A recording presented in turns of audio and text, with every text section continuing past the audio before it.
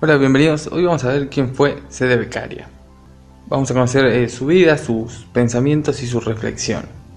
Generalmente cuando estoy leyendo un libro y me encuentro con personajes desconocidos para mi persona, los anoto en una agenda para luego investigarlos o conocer un poco más de su vida.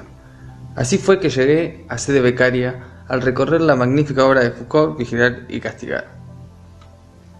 Leyendo e investigando sobre este personaje pude conocerlo un poco más. Así que vamos a comenzar por su biografía. Su nombre completo fue Cesare Bonaccena de Beccaria.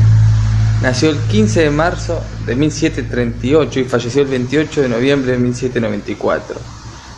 En una juventud de buen pasar y comodidad económica, pasaba su tiempo reuniéndose con otros jóvenes bien educados para lo que era la época. Estas reuniones consistían en grupos dedicados a leer sobre filósofos, economistas, por supuesto muy cercanos a su ideología, políticos, moralistas y hombres importantes del gobierno. El objetivo final era debatir sus formas de ver la economía y la política de la época.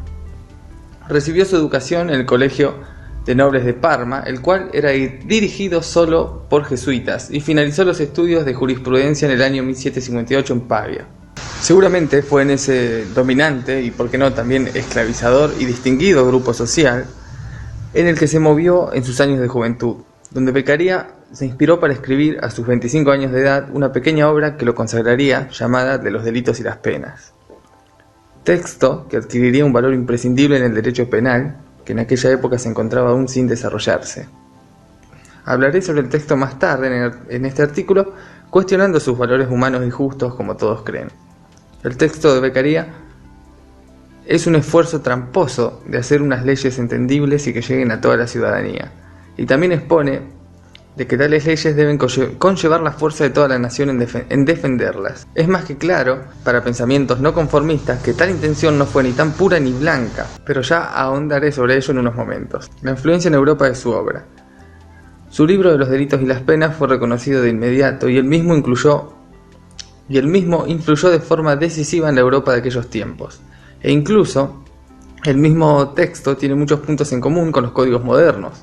Uno de los ejemplos de esa influencia es el caso de Catalina II de Rusia, quien luego del estudio de la obra mencionada, manda eliminar la tortura de sus procesos punitivos y encomienda distintas reformas en sus códigos penales.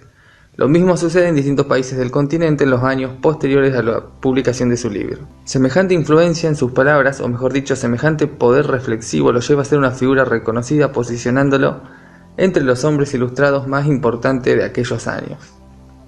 Con el pasar de las décadas y los siglos, muchos le dan importancia a su obra por la vigencia de sus análisis, reflexiones y pensamientos. Pero desde mi punto de vista, que aquellos textos escritos hace 200 años sean hoy en día casi iguales de humanitarios que los existentes significan solo que fue el primer quiebre conceptual para llegar a los textos y códigos penales modernos, lo cual está muy lejos de que sean los mejores o en su defecto una mirada humana, cuando lo que se consiguió y seguramente se buscó con el mismo fue una forma de control exhaustivo. Veamos algunas frases de este personaje. Cuando las leyes son claras y precisas, la función del juez no consiste más que en comprobar un hecho. Felicidad es tener buena salud y mala memoria, dice Beccaria, pero siempre pienso, al leer esta frase que él inventó, ¿por qué será que desde el poder siempre se busca extinguir la memoria? Las personas toman caminos diferentes buscando su realización y felicidad. Solo por el hecho de no estar en tu camino no significa que estén perdidos. Otra frase. Feliz es una nación si no tiene historia. Y otra vez vuelvo a pensar que desde el poder siempre se busca la hoja en blanco y la absolución total. Otra frase más. Parece un absurdo que las leyes, esto es, la expresión de la voluntad pública, que detestan y castigan el homicidio, lo cometan ellas mismas, y para separar a los ciudadanos del intento de asesinar, ordenen un público asesinato. Esto refiriéndose a los suplicios que existían previo a la invención de los códigos penales más o menos modernos y hasta llegar a la actualidad. La obra de los delitos y las penas. Si lo que se quiere es interpretar sus ideas y reflexiones, hay que analizar el contexto penal judicial de la época. De esta manera llegaremos a la conclusión de lo positivo de sus pensamientos, disfrazados, según mi punto de vista, con el objetivo de un control total y un control económico total. ya que la crítica de Beccaria va destinada a erradicar y sobre todo a exponer los vicios y los defectos gravísimos del sistema penal cargado de injusticia, pero no hay que creer que ayudó a implantar una justicia más humana, repartiendo igualdad social a la hora de ser juzgado. No fue eso, sino más bien que Beccaria fue parte importante de la evolución penal con el fin único de plantar un control total de forma implícita. Antes de Beccaria se veía a un acusado como culpable y pecador de forma inmediata. Luego de su obra y la influencia de la misma, se ve a todo ciudadano como un futuro posible delincuente. Lo que buscaba esta obra era impulsar leyes razonables, que las leyes debían fundarse en supuestos razonables, dejando de lado las viejas doctrinas que podrían incluir delitos religiosos y otras estupideces imaginadas por los asesores del soberano de turno. También impulsó unas leyes entendibles por todos, ya que propone que cada ley debe ser escrita de una manera clara y sencilla, al alcance de la capacidad de interpretación de toda la sociedad. La pena debería, por lo tanto, ser igual de clara y entendible. Impulsó también que todo proceso penal debe ser público. Es la intención de erradicar el proceso inquisitorio al igual que la tortura. Todo juicio debe estar al alcance de los ojos de toda la ciudadanía, para que la misma comprenda la transparencia y la justicia de la condena, y también para que todos sepan a qué atenerse a romper las reglas. Igualdad total. Esto, por supuesto, lo que impulsó o buscaba su obra. La igualdad total es que todos los nobles, burgueses y plebeyos serán juzgados de igual manera sin ningún tipo de distinción por su clase o posición social. Por supuesto, es una utopía lejos de cumplirse aún en nuestro tiempo. También buscó la disuasión de futuros delitos. El objetivo de la pena, según Beccaria, no es castigar el delito, sino disuadir al resto de la sociedad, advirtiendo de sus castigos por una ley entendible de manera global, si desea incursionar en algún crimen de varia índole.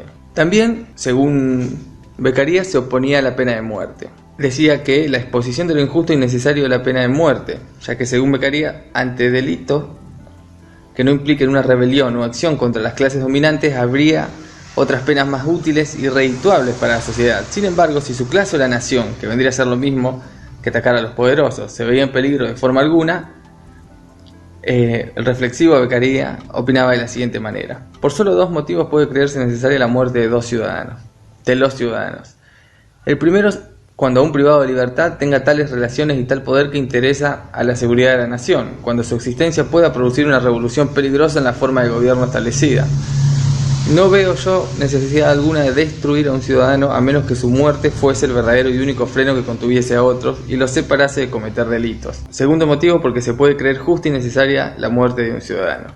Esta dualidad del poder y las clases dominantes, si su cuello está en juego, echa por tierra a toda la idea de una justicia más humanista y equitativa. Proponía también que siempre es más preferible prevenir que penar. Sin usar la violencia y la represión transformada en rutina, Beccaria busca otros métodos más poéticos, entre comillas, pero siempre el fin será el mismo: controlar y no parar nunca de controlar. Mi reflexión sobre Beccaria es que en la época en que la obra extiende su influencia a lo largo y a lo ancho, había una búsqueda por parte de los reinos que constaba en abandonar los asesinatos públicos a modo de condena por los crímenes, incluso si eran crímenes menores o si los ajusticiados eran inocentes, ya que semejantes actos no impactaban en la sociedad de la forma que el poder soberano quería, sino que despertaban los testigos de aquellos suplicios sentimientos de compasión y en algunas ocasiones revueltas por intentar liberar al condenado. Volviendo a la búsqueda, que quería dejar atrás los desmembramientos sangrientos y siguiendo el objetivo de controlar cada punto del reino, el modelo de Beccaria se acomodaba perfectamente a los requerimientos y sueños del poder, el cual era que cada ciudadano pueda comprender las acciones que llevarían a su castigo y por lo tanto retraerse del impulso o necesidad existencial de delinquir.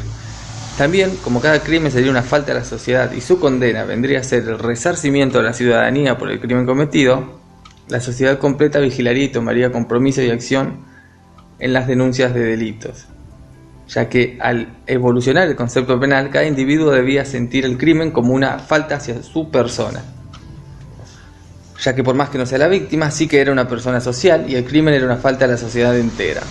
Entonces veo que la obra de Beccaria y su pensamiento, más que una búsqueda de justicia equitativa, es una herramienta de control disfrazada de justicia. Y además, semejante modelo impuesto por el milanés dio lugar a aberraciones futuras que antes no existían. Resumiendo mi punto de vista, sí, Beccaria contribuyó al desarrollo penal y a la evolución de la justicia, pero no significa que su contribución sea buena y ni siquiera cercana a aceptable. Fue el pionero de una maquinaria de control masiva e implícita completamente infrenable.